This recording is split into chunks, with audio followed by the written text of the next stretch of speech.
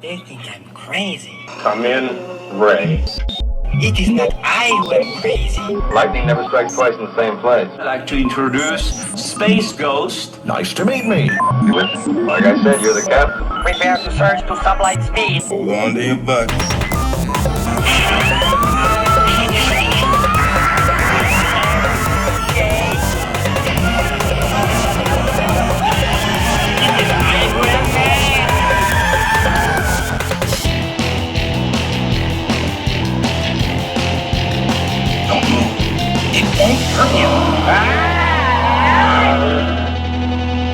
And welcome to the 12th episode of Nate Has an Hour to Fill. Wow, I can't believe we're already at we made a dozen.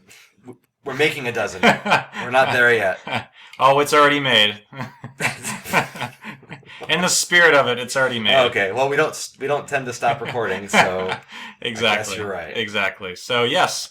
Wow, 12 episodes. Yeah. It's been just over a year. Just over a year. Actually, I was looking at the first episode last week. Oh, our pilot? Yes. And I didn't realize this at the time. We recorded that episode on, I want to say it was May 30th or something like that.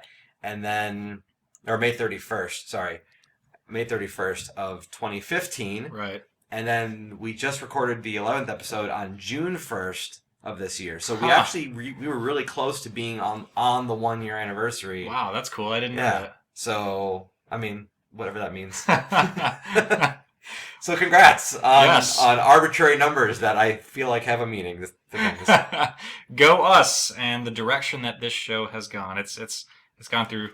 Yeah. It's been a crazy ride for the show, but for all the listeners that have stuck with it, we thank you. Yeah, thanks for listening. But anyway, so this 12th episode is actually going to be really, really cool and really special because, well, it's the 12th one, and we have our second guest on the show. We do? Yes, we do. It's very exciting to have a guest today, but before we go into the guest thing, you and I have a little recapping that needs to happen. That's true. That's true. It's a listeners have to wait. It's a surprise. We're not gonna reveal who the guest is.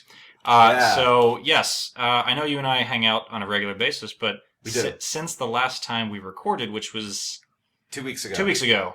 Yes, June 1st. We just what is today? June 15th? June 15th. Yes. So exactly 2 weeks ago, yes, almost. It is the Ides of June. So, which is rare and unusual, and I don't think we've ever done two in one month. I thought we did. Did we? Well, we've never done 2 in 2 weeks. I guess we've been meaning to do that. We've been meaning to do 2 per month, but usually it's 1 per month or 1 every 2 months, unfortunately. Yeah. So, what have you been up to over the last couple of weeks? Let's say, okay, I've got a lot of stuff coming up. I've got a... Please share. Yeah, I've got a farmers market-styled artist convention this Saturday in Dripping Springs, Texas, which is pretty cool. That's awesome. Yep, and then I've got a show coming up on the 2nd and 3rd of July here in Austin, and that's called HeroCon. Oh, yes, I have heard of that. Yep, and I just found out it'll be confirmed. I will be doing my presentation, drawing a blank at that show, too. Oh, didn't you do that at the other convention? I did. HavenCon? I did. Yeah. So this will be my second time doing that, and it'll be July 2nd at 10:40 a.m. Central Time. Very cool. Well, I will be there. Thanks. And then later that month, July, I'll be doing another show. So I guess to answer your question, what have I been doing? I have been planning shows so I can have something to do the next couple months, creative event-wise. Yeah. And I just finished another page for orientation, so I'm down to 2 pages left. My gosh, that's exciting. I know. That's me. That's what I've been doing. Wow. And you and I watched the rest of our Star Wars movies last night. We did. I was just going to say that. We finally finished watching Star Wars. It took us a couple months, right? Because we started this. Yeah, that's not really how marathons work. No, but, hey, it's all right. We watched seven movies, you know, within a 2-month time span. So it's pretty cool. It was good. Yeah. Did you feel like it was what you wanted to happen out of sequentially watching?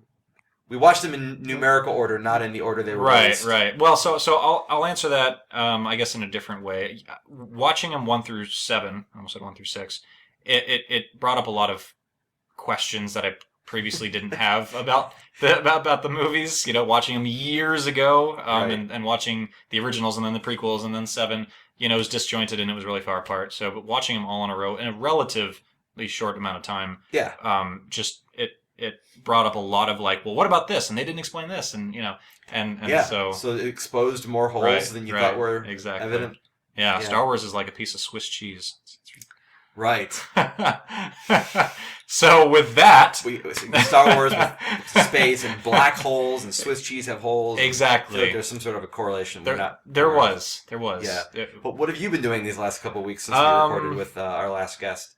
I have not been doing a whole lot other than going to work and going for hikes on the weekends and bike rides, and I'm still planning my trip to Chicago eventually. Cool. But that's still in the planning stages. Still, I know it was last time we recorded, but it's still in the planning stages. Well, tune in next time, folks, when Nate may be done planning, but no promises. I'm not promising anything. No. Well, hey.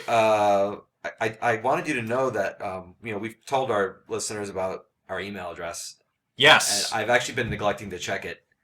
Well, that makes 2 of us, so So I just found out recently that one of our listeners has been emailing us often in the last month or so. Well, wow, when you put it like that makes us sound negligent. In the last month. And her name is Lena, and I kind of wanted to read a couple of things that she said here. Just to kind of share some of her thoughts. Yeah, go for it. And she was talking to us about... Actually, the most recent email has a bunch of random stuff in it. I guess things that she has that are favorites of hers. One of them, we'll tie it to Star Wars. You and I once talked about which Star Wars character didn't get enough screen time. Oh, yes, we did actually talk about that. And she says, I don't care. Dead characters need more screen time. Wait, what? I don't know. That's what she says. I'm going to need to follow up on that email with... We'll have to ask her, what did she mean?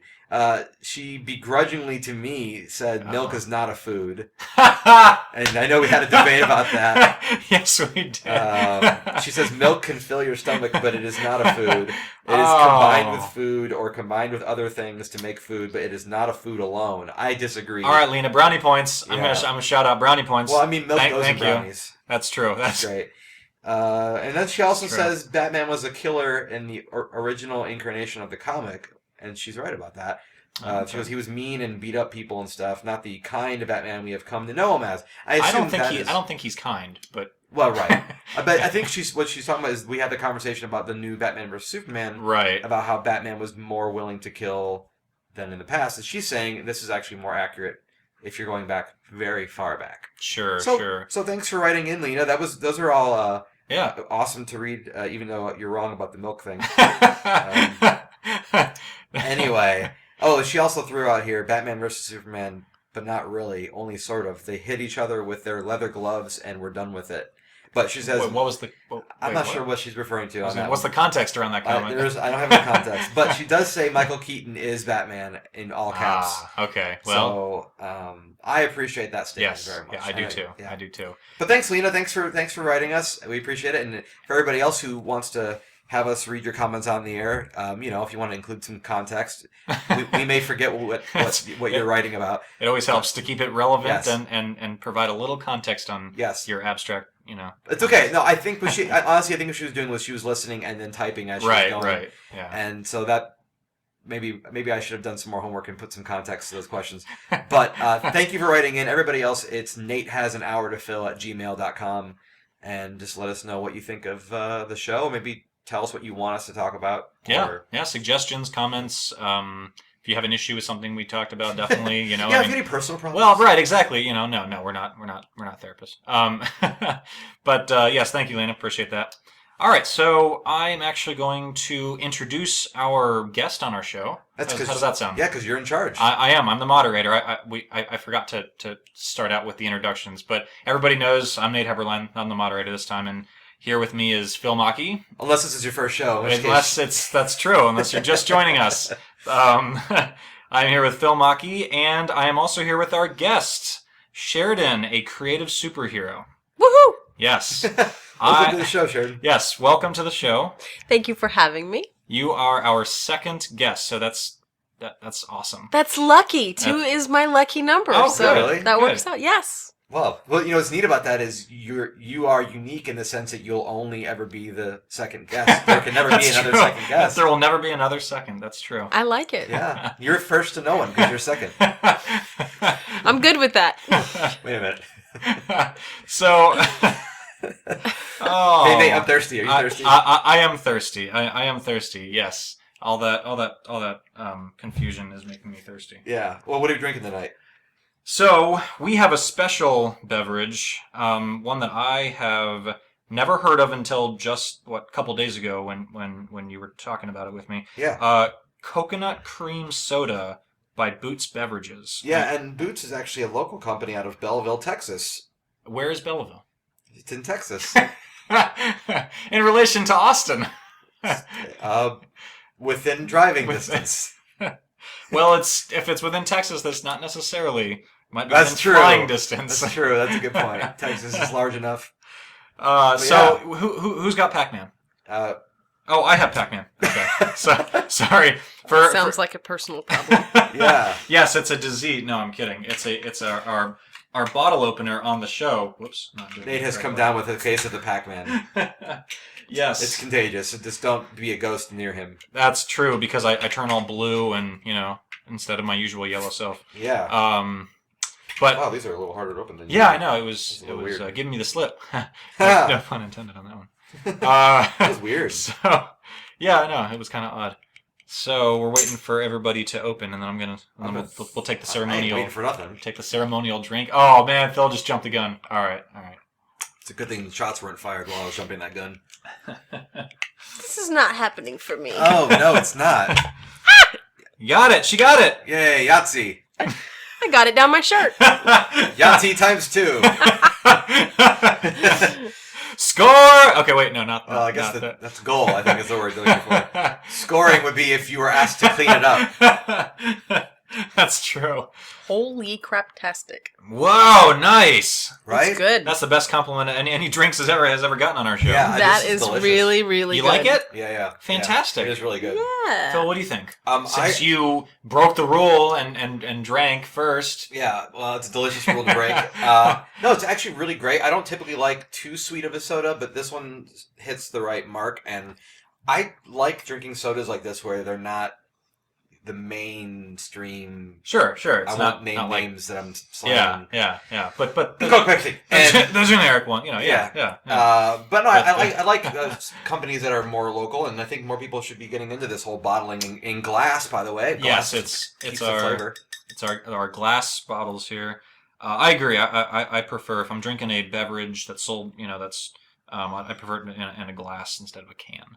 But it does taste very, very coconut. I love coconut. That's true. It's true. And So the cream soda's there too. we're glad that you are not allergic or anything to coconut. So. No, I'm actually particularly fond of the fact that it has sugar and not corn syrup. Yes, Yes. I noticed Which that I too. love. Which Yes. is very cool. And that's actually something Tastes I have so to much pay. better. It does see Sheridan's right. It does taste better. I have to pay attention to that too because I get like a reaction to high fructose corn syrup. My body starts to congeal in my nasal passages where it's almost like I'm congested. Ouch. And it doesn't hurt, but I all of a sudden have a hard time breathing. Man, So Ouch. that's yeah. dangerous. It's dangerous. As if like I just inhaled a lot of pollen. It's like it's a reaction in that way. So I can't really eat anything or drink anything that has too much or any corn syrup anymore. Wow, that takes out half the grocery store. Yes, it does. I had to change like how I buy ketchup, for example. I did not realize how many. Oh my God! Yeah, ketchup companies. you would not believe like Hunter or whatever has an extraordinary amount of. No, not Hunt's. No, Hunt's is fine. It's Heinz. Oh, Heinz. I'm sorry. No, you're right. You're Yeah. right. Heinz. I had to go to Hunt's because Hunt's doesn't use any of it. Yes, that's is true. great. I always get those two. It's more acidic, but it's also not going to make me not be able to breathe and taste the food. You'll just have acid reflux. That's all right. Yeah, I don't actually have that problem like I used to, believe it or Oh, not. well, that's good. Yeah, So you outgrew that, huh? I did. Okay. But what do you think of the soda, Sheridan? Is it like something you would I buy? think it's freaking delicious. Would you buy it again? I don't drink a lot of soda, but if I were going to want a soda, this one's pretty good. Yeah, they make some other ones. They make really interesting. Like I think I they really make like a it. dewberry flavor. Oh wow, that's interesting. It's bizarre. It's bizarre. It is bizarre. I have no comment on that one. I'm speechless for once. Not making speeches. Yeah, yes, that's true. I'm speechless when I'm Without speech. Without speech. So, Sheridan, I would love to get your opinion on a few choice topics, if you're okay with that. Hit me. All right. Well, I won't hit you, but I might throw something at you. So, you are a creative superhero, and to be perfectly honest, with all due respect, I have no idea what that means. Well, so, and I'm sure I'm not. I hope I'm not the only one that doesn't know what that means. So, I know what it means, 100%. Oh well, aren't you special, Phil? Yep, I've been reading up on Sheridan.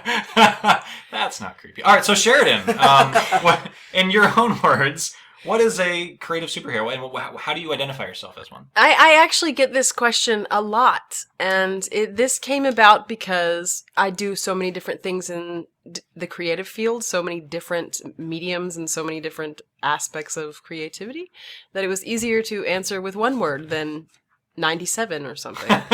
So instead of saying I write, I illustrate, I do acting, make films, it's much easier to just say I'm a creative superhero. So that's great. That just sort of it encompasses works. Everything that you do. And I love it because I would never have said I was that thing, but I resonate with that because I've always done a lot of things to the point where people are confused. They're like, well, I thought you illustrated. What are you doing on radio style stuff? What are you doing in film? Why are you doing any of these things? And it's just because I assume, like you just have a lot of varied interests, and right? Is that individuals with many talents? Right? Yes, and I try to do it for a good cause. So okay. Oh, that's good. Okay. Not always, but as much as I can. Or you want to do it good cause you can. There's that also. Mm-hmm. What kind of good causes do you do? If I'm going to do freelance work, I like to work with businesses that are small, local businesses or are nonprofits that are doing something good for the world, that kind of thing. I like to help artists and other makers. Sure. So, is there a shout out to an individual or a small business that you'd like to? My gosh, that list is so like to long. I support? can't even think of where to begin with that. So to be honest. Yes, but no. There's so many. So how about we just give a shout out to all the small businesses out there? Yeah. And Here's independent to artists. Here's to local. Yeah. Heck Local yeah. and independent. That's and right. you've done.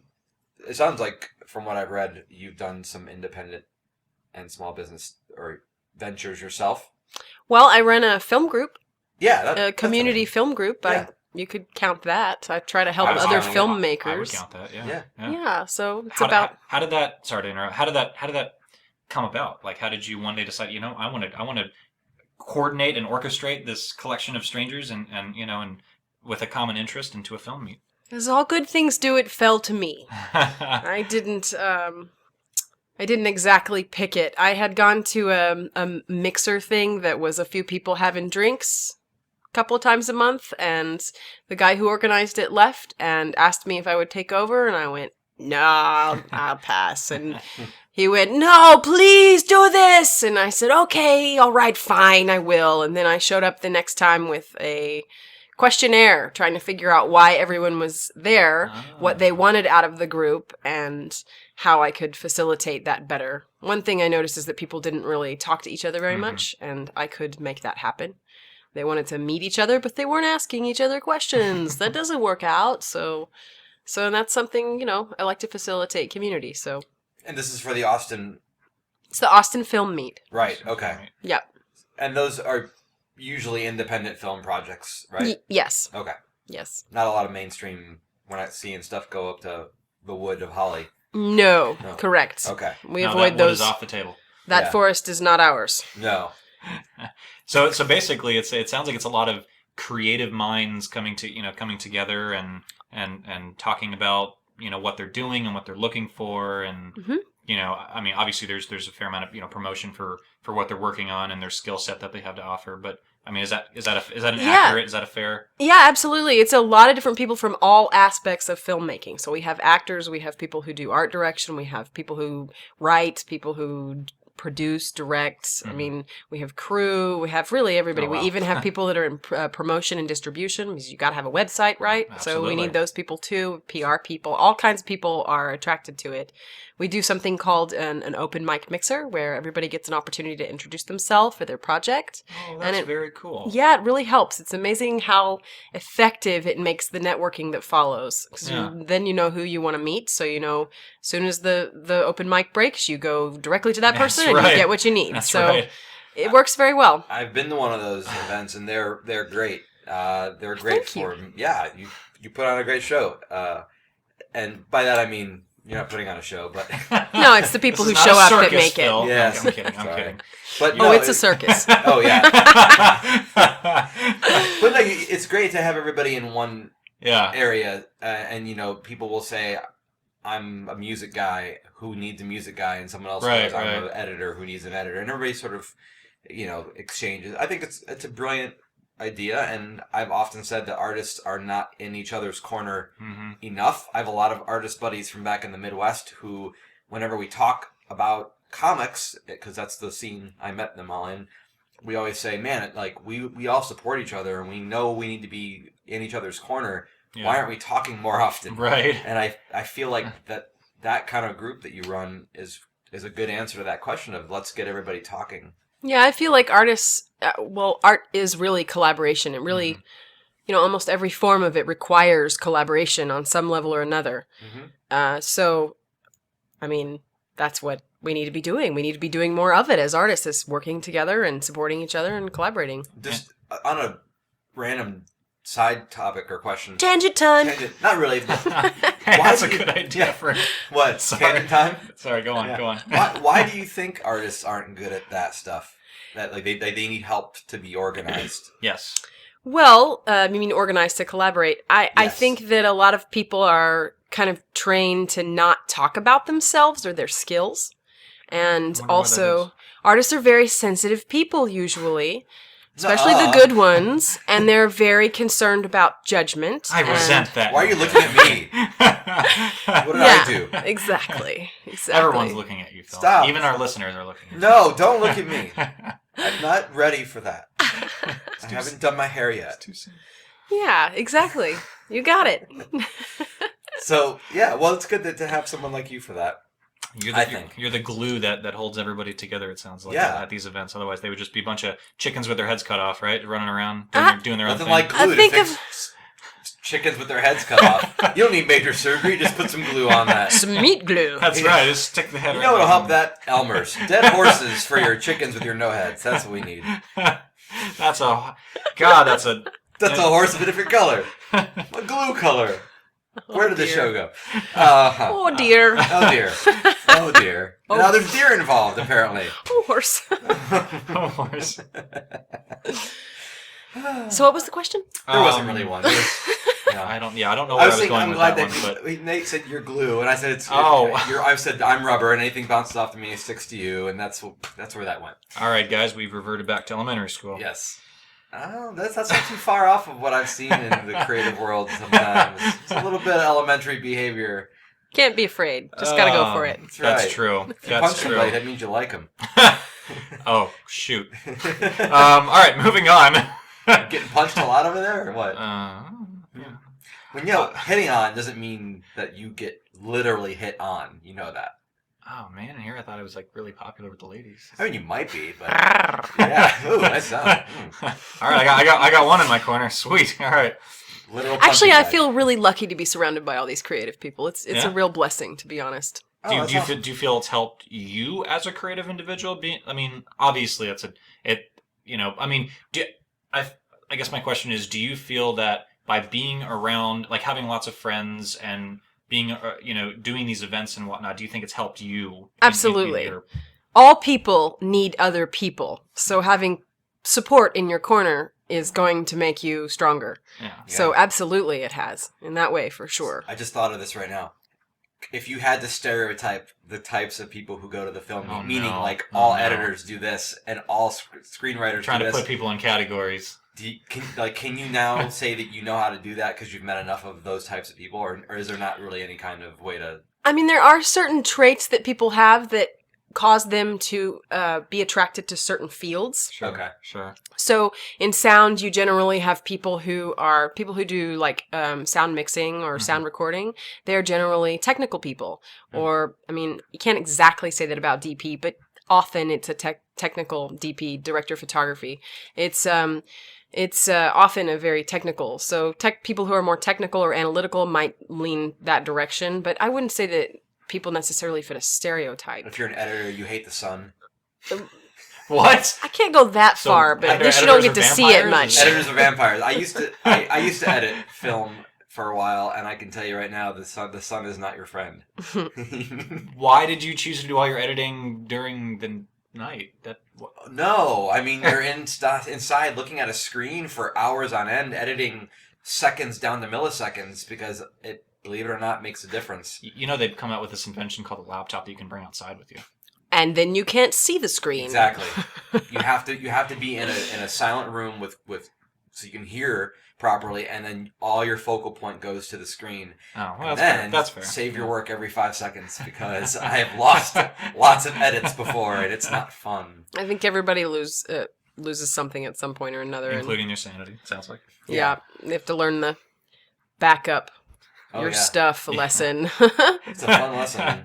Speaking real fun. That's why they call it a lesson, because you have less. Never mind.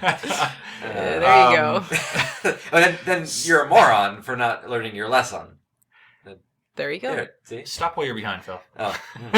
So, Well, at least I still have my head. Unlike those chickens. You just need some of Sheridan's glue. Meat glue. Meat glue. Oh wow. We're in Texas. We gotta start. This fits with your livestock book. This is no. Leave my farm animals out of this. No. Hey, you have some demented evil scientists. They're not evil. They're misunderstood. They're okay. So Sheridan. Out of all of these creative fields that we've been throwing around, what would you say you resonate with the most? If I had to pick, which I don't want to pick, but if I had to pick, I would probably pick directing. Okay. Because it combines all of the other fields. Have you done that for other things other than film, like theater? A little bit. Yeah. Not a whole lot, but a little bit. I kind of held back and learned all of the positions. I believe strongly, like in filmmaking and in theater, you should do everything before you try to tell other people how to do it. I think that's a wise idea, to at least know what you're talking about and have some experience in those areas. So I've worked pretty much almost every job on the set trying to educate myself. I've spent years and years doing that. So, and now I'm just in the last couple of years really starting to move into producing and making my own stuff and directing my own stuff. That's awesome. So, wow. Makes you very versatile. So I don't have a long directing resume, but I have done a lot of projects in a lot of areas to prepare for it. You really quickly at the beginning mentioned illustrating, and you weren't talking about me. So can you tell me why you brought that up? Well, I am working on some children's books. I kind of got obsessed with children's picture books when I was 9, and it's been a passion of mine for quite some time. So I have a few books that, finished, but didn't quite feel like they needed to be published. Still could do better. So I've got a few stories now that I'm actually working on. Yep. Not quite as through with them as you are with orientation, but I'm getting there. I say I'm almost done, but there's the whole part of me that wants to be like, well, maybe I'll not release it and make another book instead. Yeah. It's hard to explain. So you can relate. Yeah. You hit a threshold where you look at it enough and you're like, I don't know. maybe this is just an exercise in futility. Yeah. The difference between what you want to make and what actually sells well is very vast sometimes. So yeah. Why do you think that is? Because isn't it now? I can say this because I'm being totally objective, and Phil and yourself are very much the creative giants here. I'm creative in other ways, but not, writing and illustrating, and I don't do anything in film or books or anything like that. So I have utmost respect for you guys that do this. I'm a giant pain in the butt sometimes. Does that count?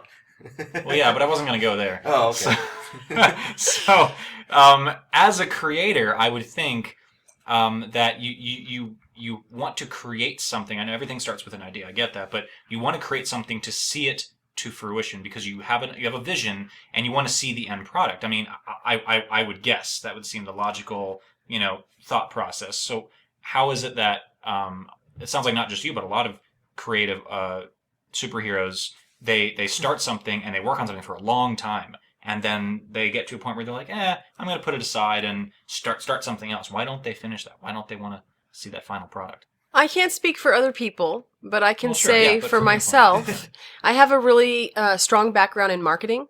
And I also, so there's two things. I have a strong background in marketing. And I also believe that for me, making art is a form of communication. So it's about reaching my audience. And if at some point I feel like my project isn't going to reach my audience, then I don't know what the point of finishing it is most of the time.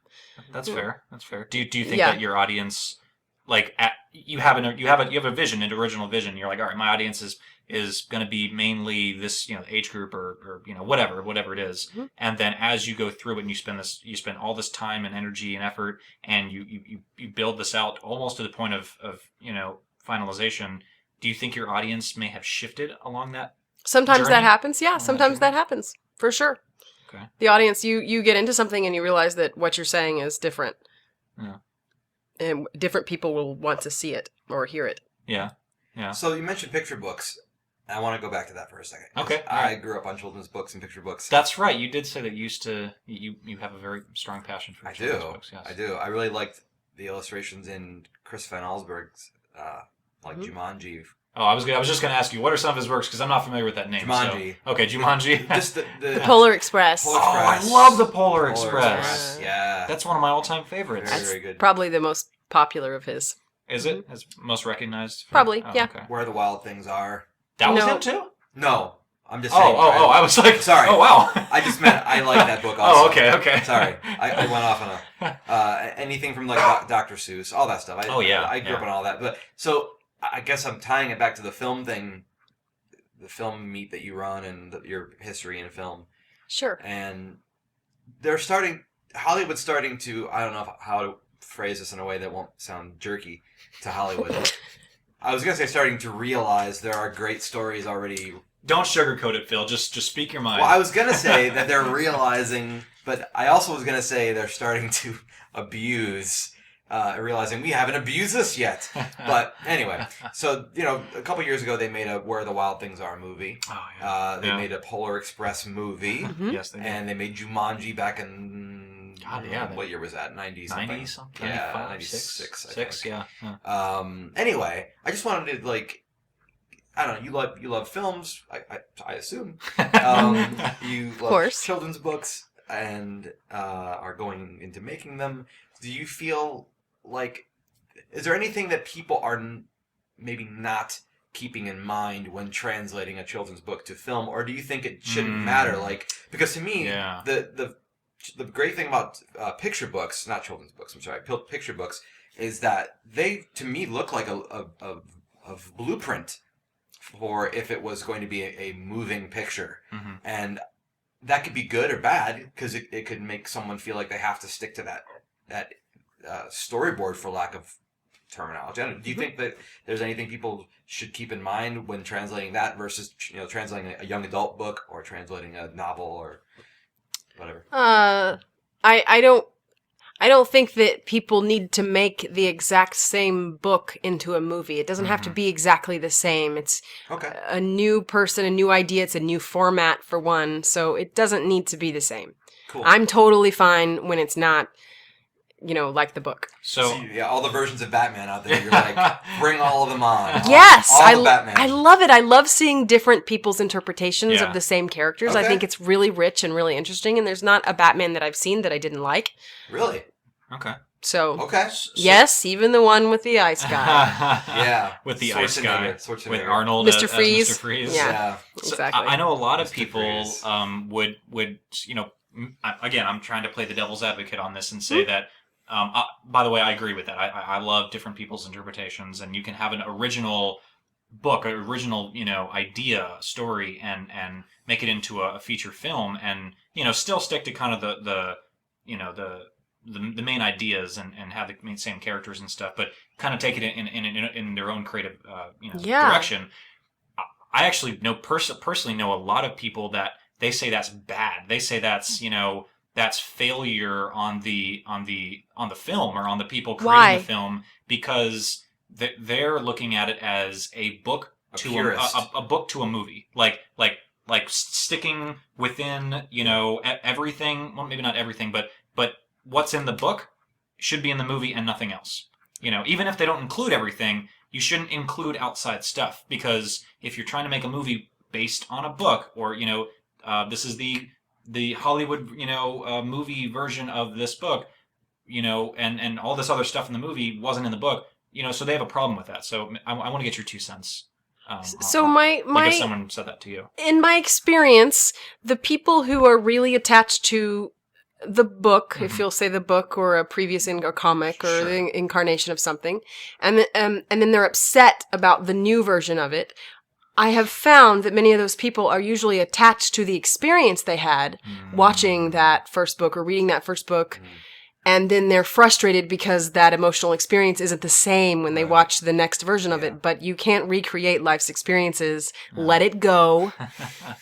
There is no repeat button in life. Not a Frozen reference. Yeah, it doesn't need to be the same. Why does it have to be the same? Let it go. She said let it go. I said, this is not a Frozen reference. Oh, I haven't seen that one yet. Bursting into song for no reason. Oh, sorry. No. It must be a movie that I didn't see. You haven't seen Frozen? Nope. The only thing frozen that I know of is like frozen pizza and frozen frozen vegetables. Well, everybody else at home listening right now knows what I'm talking about. Are you sure everybody knows what you're talking about? I mean, yeah, because it kind of permeated society for a little bit. Like, it wasn't just the movie. People were saying "let it go," and it became like a thing. Oh. I guess I should let it go. Let it go, Phil. Yeah, it's not a thing. Let it go. So that's cool. The different versions that you like to see, all of that. Yeah, that is very cool. It probably comes from growing up in theater, because in theater, people aren't attached to the same actors or the same portrayal of something, and then you often see the same play produced multiple times in multiple theaters. That's a good point. And so you see these different incarnations, and it's really interesting to see what a new artist does with those same characters or that same script. It's fascinating. I find it absolutely thrilling. So that's cool that you said that.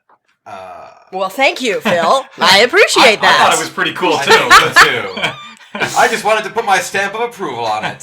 No, about the snowman? Yes, what? So, no, I think I was going to say, I think it's cool that you said that, because, yeah, I have a musical theater background primarily.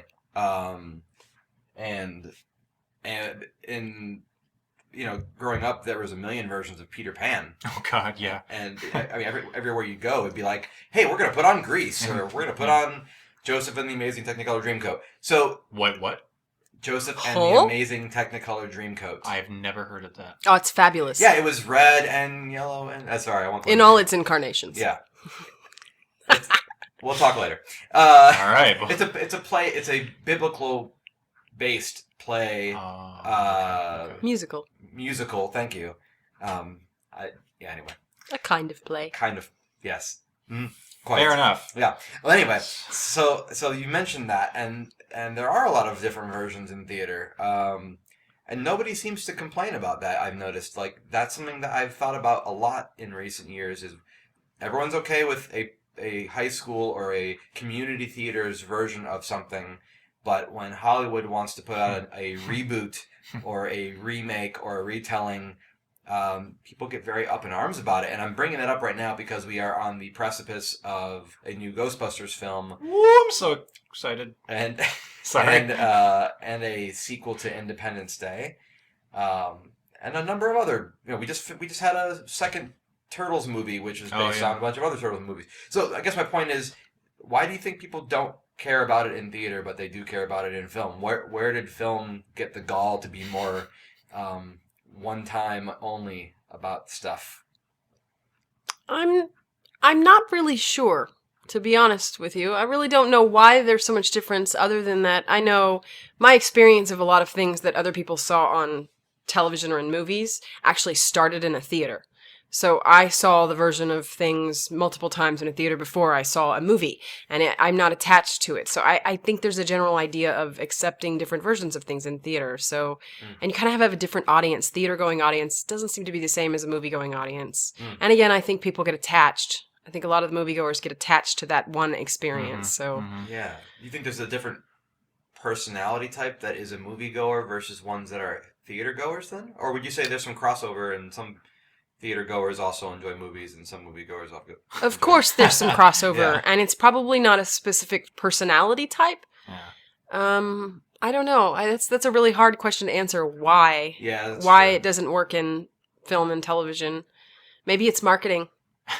Maybe they I mean, need we're all- your marketing skills. Yeah, I was gonna... You're projected. The movie world projects this idea of who something is, and think about movie posters now. They almost always have a face on them. It's about who the person is. It's Right. not about the story as much. I've noticed that. Yeah. It's So- actually really irritating, and there's a lot of superhero movies coming out, and I mean continually coming out, Yeah. Mhm. and I have no problem when the character doesn't wear a mask and you see their face, but they have a lot of characters who traditionally in the comics do wear masks like almost exclusively, and on these trailers and these posters they're not. Like they're like, we can't bother to hide so and so's face for fear of Right. you wouldn't know who he was for 5 seconds. That's correct. Is that what that's the reason for that? Is because, I'm almost certain of it. Those are dollar bills to those investors.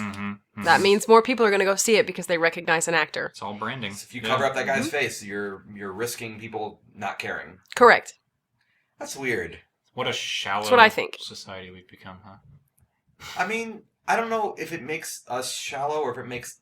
I always thought the actors were shallow. Like, Well, that they're the ones that said, "I can't be in this if I don't have my face on."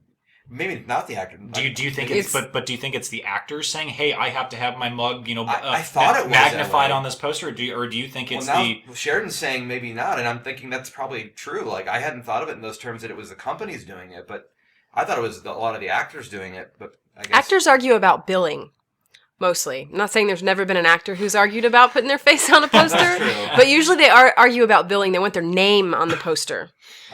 It's where where Right, their name right. goes, whether it's in top, where Right. they have the Yeah, big names, or whether it's in the bottom. They want top billing.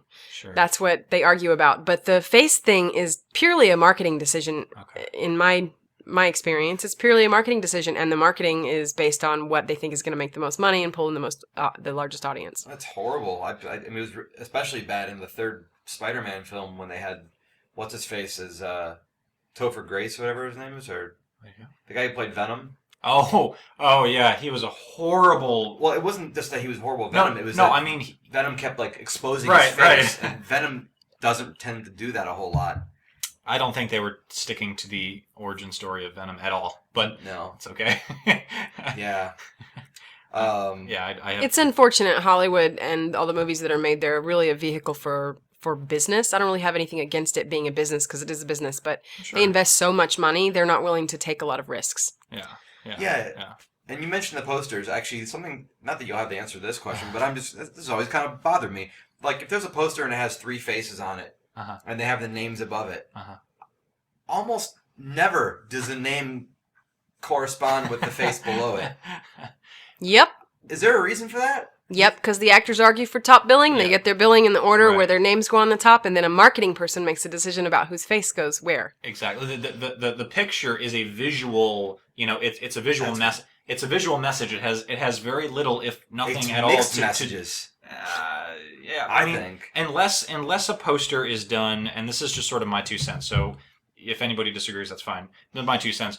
Unless a poster is literally in column form, where you have a name and then a picture and then a line and then a name and a picture, I think they're 2 separate things. Like yes, the names are obviously who's in the movie, but like she was saying, like Sheridan was saying, a picture is a visual representation, a visual message to the to prospective audiences. Whereas names at the top, it's who's starring in it, and typically it's the most well-known person gets the first slot. I get that. It's just, visually to me, it's never made sense. It's always looked very incorrect. Okay, so what if you have a poster that isn't just 3 faces and 3 names at the top? If it's a scene, and then you just have 5 names at the top. I don't care about that. Because What poster do you see now that is a scene and not faces? Well, for example, the Independence Day poster. There's no faces on there, but there's names on it. Okay, I haven't seen that one yet. Oh. It's just rare. It's just rare these days. Yeah, it is. In the art of poster world. It's almost faces always. Yeah, I've trained in graphic design and poster design, Sure, and okay. I was taught that cool. a poster should be, a movie poster specifically, should be something that makes you look twice. And So- why is that? Because it's marketing. It's trying to get you to look It's at an something, and yeah. So- and if you look at Broadway posters, Right. Broadway posters still do this. They'll do something, I can't think of something on the fly, but they'll do something interesting like put a rose that's something else that looks like a rose. That's Oh, I see actually what a you're towel saying. folded Sure, up, but it's a sure. rose. And we don't get that anymore in movie posters. We mostly get faces. Yeah. We get Yeah, recognizable okay. faces because now they're using names to sell movies. They're not using story to sell Right, movies right. anymore, unless it's licensed content. Well, And then but that's funny that you said that because that's names interesting. or faces in film, I've noticed there's not a lot of like. I mean, I'm not the most well-versed film. I took film in college. I was going to minor in it. I didn't get enough credits to do that and whatever. So I know some stuff about film. But what I've noticed is that people's faces in Hollywood, there was a lot more actors that were like character actors, or they were actors that were like, you knew that actor a mile away because they were that actor. And now it kind of feels like people are interchangeable. So if they're interchangeable, then why do the faces on the poster matter as much? Or is that a weird question? no, it's a valid question. I think that Hollywood and television studios don't want movies to be dependent on actors, on a single actor anymore, because it gives them too much power. They need them to be That's a good point. replaceable if they have a problem with them. If an actor gets in a car accident and dies, they can't have a whole series that's based on one actor. Or say they have an attitude problem on set and they don't want to work with them anymore. Then, if the role is really based on that particular person's portrayal of a particular character, it becomes kind of a problem for the studio to continue that series. And they're about money, not about showcasing acting skills. So they want people that act very flat and are very interchangeable, really.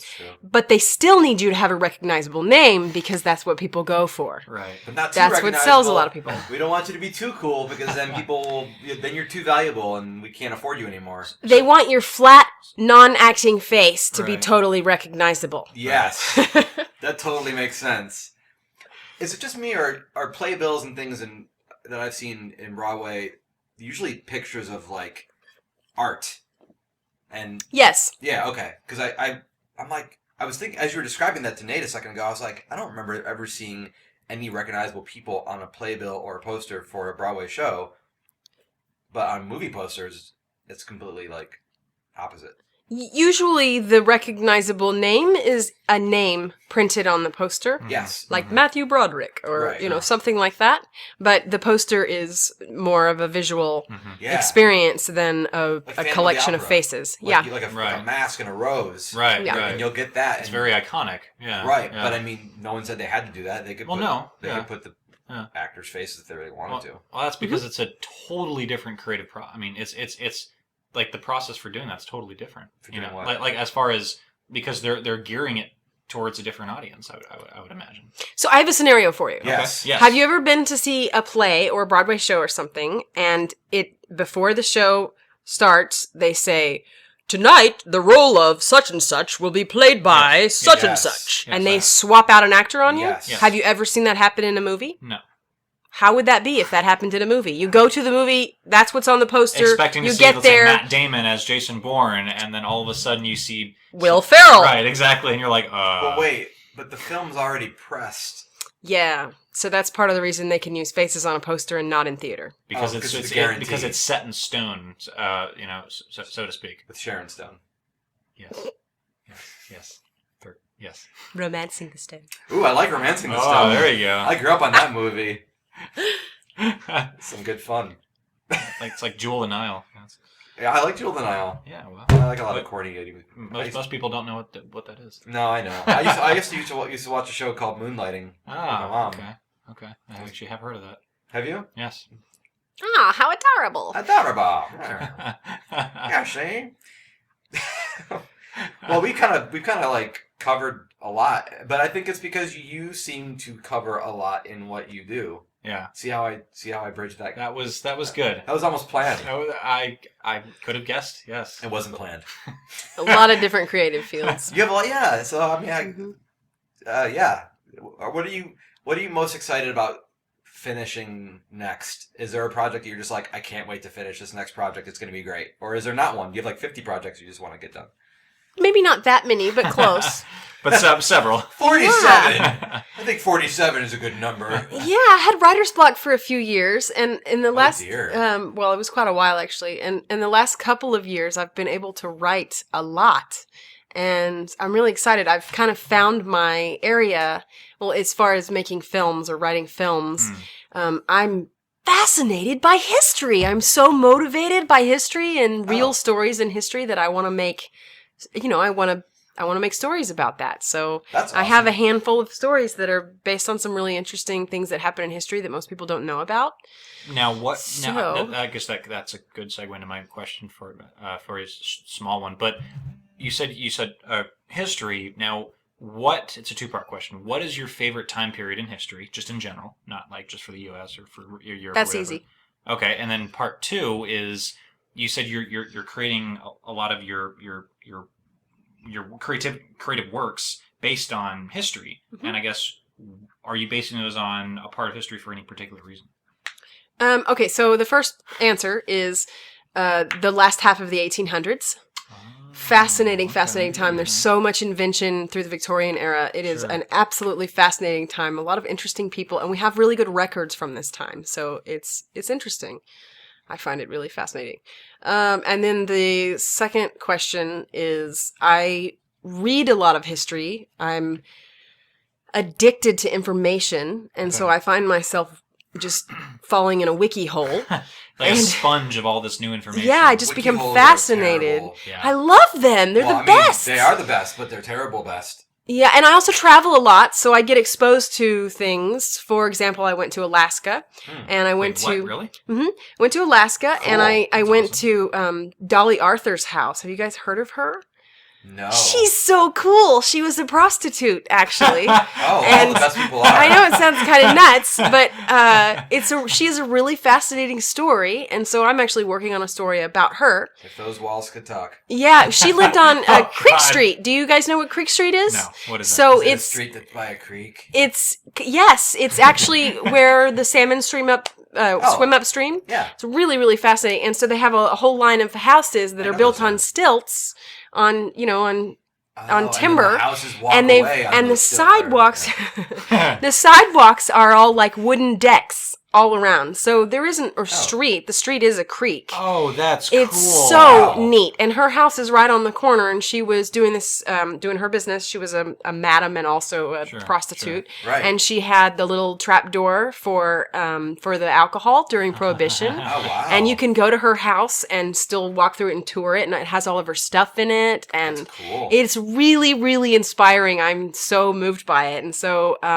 she had there's a dead man's trail out the back where, if you were going to get caught, you would escape out the back and run away. It's really fascinating. So I'm motivated mostly by things that I have seen or a wiki hole that I fall into. Like, have you heard of the Sultana? No. Nope, most people haven't. So this is a boat that was, I believe, on the Mississippi, and it was right after the end of the Civil War, and this boat exploded, basically. You'll have to look it up, but... Just like spontaneously? No, this is a story of greed. This is a story that happened because of greed. It was full of Union soldiers that were being taken home, basically, right after the war. And a captain, it's a little convoluted, but basically a captain who didn't want to lose money for shipping those passengers, and so he traveled with equipment that was faulty knowingly, and the boat exploded and killed like near 2,000 people. So it was crazy. It was like a bomb or something. They just and all the people went flying, bodies went flying. So it's a really horrible story. But so no one knows about it really. I think it's the largest. I believe it's the largest maritime disaster in U.S. history. And your brain says, turn it into a film. Heck yes, turn it into a film. It sounds. I mean, no one knows because the next day John Wilkes Booth was shot. supposedly. Oh wow. So, And that got all the headlines. and that got the headlines instead, so no one knows about this boat and these people. But there's not a lot of movies about John Wilkes Booth being shot. There What aren't. about him doing shooting? That's true. But There not aren't. about him being shot. I'm working on one of those. Oh, see? Are you really? Yeah, I'm actually. Well, did you hear that he got away? Have you Yeah. heard this myth that he No. got Did he away hang and out he with lived right? And he Bigfoot? he and Elvis are lived in Bigfoot. Granbury. Come on now, let's not get ridiculous, Nate. That's hilarious. There are a couple of stories, a few stories actually, of someone that people think was John Wilkes Booth. You know, after the fact. Yeah. In Granbury and some other places in Texas, and so there's some fairly convincing evidence that maybe he actually got away, and so Well, you'll now have he's to probably see dead. my film to know what that evidence Well, heck, is. we but- should have. We'll have to see your film now. Now I can't wait. I mean, we have to wait until she's done making it. There you go. But I can't wait. But you have to, Nate. Sometimes the best things in life are worth waiting for. I hate to wait. I don't like waiting. I hate to wait 3 hours later. Oh my gosh! Wow, Cherdon, you are just fascinating to talk to. Why, that's awfully sweet of you, Nate. Well, you're very welcome. I do declare, but pecan you. You are just a wealth of information, and you have such a diverse background, and eclectic skill sets, and just wow. Well, thank you. Yeah, it's. Gosh, That's a get big room. compliment. Hey, you know what? We are in a room. No. I Oh, was just gonna say we're that. in my room. It, Get another room. That just got weird. Yes, it just now got weird, Nate. It's never gotten weird until This this whole moment. show has been okay. Yes. That just got weird. Yeah, well, I am the king of awkward. I mean, I have to keep my title somehow. Oh. You stole it from King Kong, didn't you? Yes, along with Fay Ray. All right, well. Too old a reference. That's right. Sorry. I was going to say, I think you jumped a few generations on that one.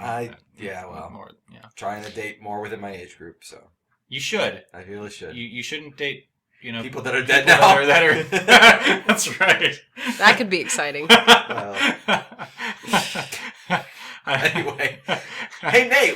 Yes, so I was gonna say we're coming up on the end of our show, and it wouldn't be a Nate Has an Hour to Fill without our iconic game show. That's like Woohoo! 12 episodes. It is iconic. It is iconic. It has Ba-dum-ching. deserved that. Yeah. Nothing. Oh, Cool. okay. Yes, it's iconic. Anyway, so I want to switch gears, and I have a question for you two Okay. that you two don't know Okay. because I haven't told you, Okay. and Okay. I want to see What is this section that we're in? I'm not gonna say that yet. Oh, I was worried you weren't going to introduce it like you didn't introduce you and I in the beginning. I was like, I know. Gonna skip it again. I dropped the ball, but everybody knows who we are, and I I mean, not if this is their first episode. then you know what? They need to do their due diligence and go back and watch the pilot. Yes, they should. Everyone should do that. I'm just saying. You're right. Anyway, so I want to move into my favorite section of the show. Would you rather?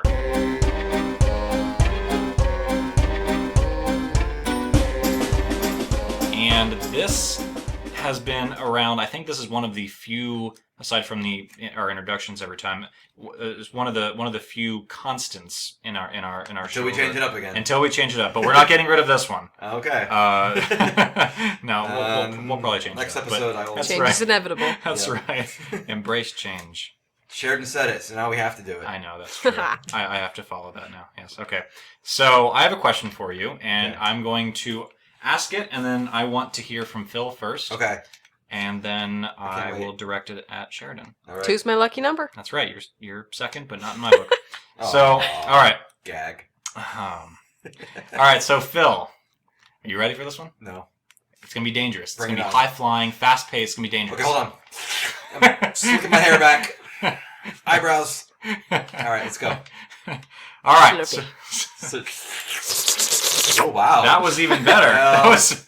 I officially am retiring from the slurping game, ladies and gentlemen. All been right, invested. Sheridan's our new master. I'm not gonna Master finish. slurper? I'm not going to finish that sentence. Yeah.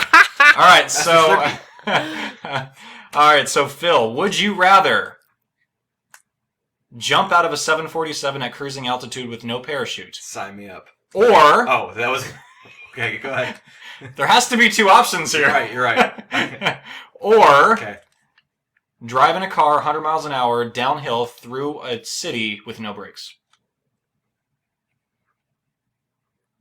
Through a city. Yes.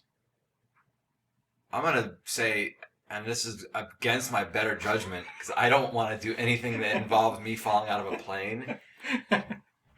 So I don't get any parachute. No. You jump off the plane with the clothes on your back.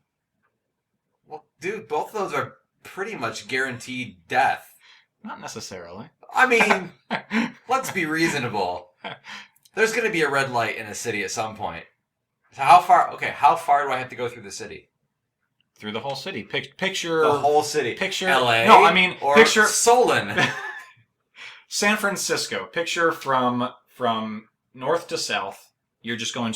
Picture there's a road. You're going straight. You're not making any turns. No, you're not making any turns, but there are cars and people, and you can steer, but you have no brakes. I feel like somehow you're going to end up in the water in that scenario. I feel like either of these scenarios is... I said north to south, not east to west. Well, I mean, in San Francisco, Yeah. it feels My like... gosh. All right. Alright, so... Well, they're almost both certain deaths, so any answer I give sucks. Anybody that survived a plane crash or a falling out of a plane with no parachute has done so with lots of broken bones. That's true. So, That's true. And even if you hit water is concrete at that speed. That's true. I'm going to say that that's more of a guarantee. And the only reason why I'm doing that is because there is no guarantee with the car situation, although I think that's still pretty bad odds. But at least there's some ability to steer and maybe not get hit. Whereas with the plane, you're going to hit something that's going to be solid at some point. So you'd rather be in that car than in that plane? By a small margin. The smallest of margins.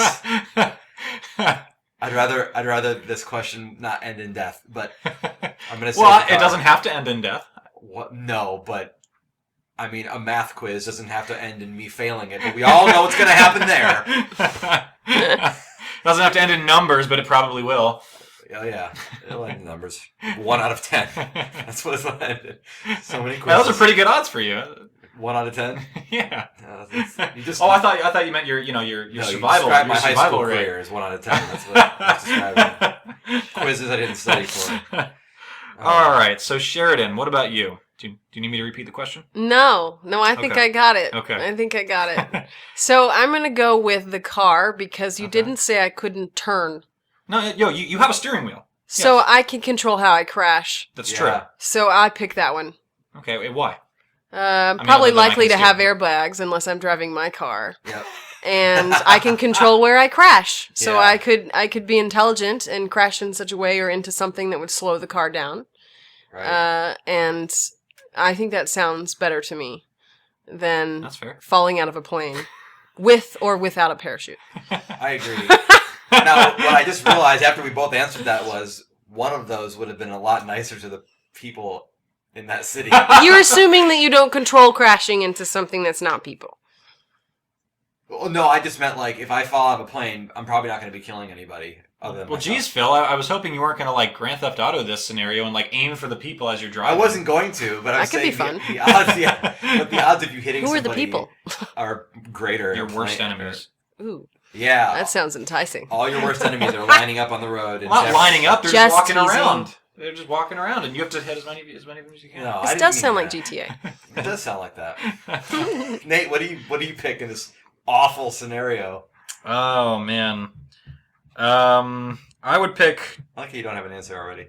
jumping out of a plane. Really? Yeah. Just to be contrary? No, I I want to be different. like how you said no when I said just to be contrary. Exactly. I'm not contrary. I am not.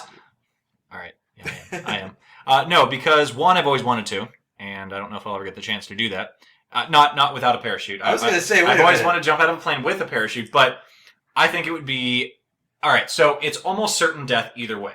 There's a slightly better chance that you're going to survive cruising through the city with no brakes, but if I'm going out jumping out of a plane at the cruising Really? altitude of a 747. Because it's a better view? Because you get to enjoy it more. You're in a car. You're freaking out. You're trying to... Oh, I'm freaking out of a plane, my friend. He's clearly not a speed demon. No. Oh, no, I have a lead foot. I want to let you know that. Well, if you fall out of a plane, you'll have more than a lead foot, my friend. You'll have a lead behind. Everything about you'd be lead. You'd be led to your doom. I love going like driving fast on a road. I wish, well, I'm not going to get into that, but so next time I need to go somewhere, Cherdon, you're driving me. Right. I'm not letting Nate drive me anywhere. No, I don't mind going fast in a car, through a city with no brakes. But I think it would be more fun if I'm going to meet my maker, I'm jumping out of a plane. And because I get to enjoy it the entire way down. Apparently, Nate's maker is like flat Earth. You guys got to think outside the box here because you could be wearing one of those wingsuits. That's true. Have you seen that video of that lady that jumps out over the volcano in the wingsuit? Yes. So no parachute. That's true. You're right. She got you there. You never said no wingsuit. I didn't say any wingsuits. Or maybe you're wearing MC Hammer pants, which is the same equivalency. I'm glad you went Maybe there, the car has square tires. You don't know. Right. Yeah. Or maybe it's like Fred Flintstone's car and you just simply stop running. Maybe it's a Hot Wheel. It's a Hot Wheel. Yeah. Yeah, maybe it was out of a Happy Meal bag. You never know. Maybe you're driving a tank. How about a Rhodes car? You know what that is, right? A Rhodes car? Yeah. Well, Cherdon, where we're going, we don't need roads. Cars. Right? You just need the climate change. We might be having more of them. They are bicycle cars. Built for how many? You're gonna have 4. You're gonna have to or 6. Oh. Bicycle cars. Or maybe So I you forgot. pedal? Yeah, I mean you can do that. There's also electric assist. Maybe I forgot to plug my electric But car I don't in, think they- and then it just simply stops in the middle of the road when I'm going 100 miles an hour because I didn't plug it in early enough, and it just lost charge right there on the spot. And the battery symbol's flashing. There's just so many variables in this situation. Yeah. So many. I think so. I think this has about as many holes as the Swiss cheese Star Wars scenario. No, I'm kidding. I appreciate the question, Nate. I think you gave us a question that was... And this is what I get for posing a perfectly legitimate question to two creatives. Yep. That's creative why I always pose creative illegitimate superheroes. questions. I have a question for you. Okay, go for it. Are all the questions death related? No, they're not. No, they're not supposed to be. So what has happened to you this week that's where your brain went? To be honest, I don't know. To be honest, I don't know. Well, I hope you have a better day tomorrow. Yeah. Nate, my question next time is going to be another food-related question, just to prove that we can do it. Is milk a food? Yeah, that's what I'm going to say. What would you rather have, milk or food? That's right. Cherdon, is milk a food? Please tell me. I mean, by definition, food would be something you eat. Okay. So I can see how milk would be a food in that way. It's like something you ingest. See, so the reason I I asked don't this know. question- Yeah, I think it is, but See, maybe it's not. I don't know the context. So we're out of time, but I have to say the reason why I brought this up is because you need to get some more of that. more time. Yeah. Yeah, or more milk. But when Nate Maybe was, you can milk it for more times. But what Nate was saying was the minute a solid becomes a liquid, it's not a food anymore, and I said that's not true. What is it then? It's still food. I was saying. All right, food- Cherdon, you have. What about soup? You have way more Yeah. brownie points in my book. Thank Yeah, you. I appreciate that. Soup is it? But then what? Than me? No, than she had previously. Oh, good. Before you met her. So soup is a food. Yes, I think so. I agree. I think it counts. I agree. The broth is not. The ingredients, yes. But if you had enough of those particles that make up the broth combined and squished together, they'd make a solid. What if it's frozen? Then he said it was a food if it's frozen. I didn't say frozen milk was That's a food. very confusing. I didn't say if you freeze water. That's it's a very food. gray area. Is there a place where it's like fwink Food-esque. before it gets to Fwink? drink? What did you say? Food It's drink. like food fwink? Yeah. Drink? Yeah, food drink. Come on, Is that what happens? Keep up here. Wink. Everyone knows Wink. what wink is. I'm just Yeah, saying that's that's a true. huge gray area in the melting zone. Yeah. What about honey? It's not exactly It's a food. it's a food, but it can be thick. Like if you leave milk out, it could be. What about that? What about milk that's been sitting on the counter for a week or So you something, mean, and it gets all? Is curds and whey food? Is that what you're asking? I mean, versus I'm not milk? going to call that curds and whey when it sits out on the counter. You know, I'm gonna that's call it Ain't no way I ain't touching that. All right, well, that will have to be covered on another time Oh, because we are stumped actually him. out of time. High five, It Cherdon. happens. It happens. Yes. We are actually out of time. We're way out of time. and We're over. We're over time, and that's okay. So, Well, thank you guys for having me. This has been way fun. I was just going to say thank you very much Thanks for joining us. Thank you. taking time out of your very busy life and coming over here for an hour and some change. To talk about milk being a food. Yeah, You guys are some pretty awesome chaps. Oh, well, We appreciate I have that. some pretty awesome chaps, but I didn't wear Wow. them today, so. Ooh. Oh, I thought you were totally going somewhere else. Well, they chap. And he went there. All right. the puns are a flyer. All right, Cherdon. It's been a pleasure. Appreciate you sharing your knowledge and your experience with us. And, Cherdon shares. That's right. Hey, there you go. With H.Cherdon, the sharing is done. Oh. Those who shared it together. Share done. Carried it together. Share it done. There we go. Whatever works, man. Whatever works. All right, A for effort on that one. But all right, guys, we're gonna sign off here. Yeah. Talk to you later. All right.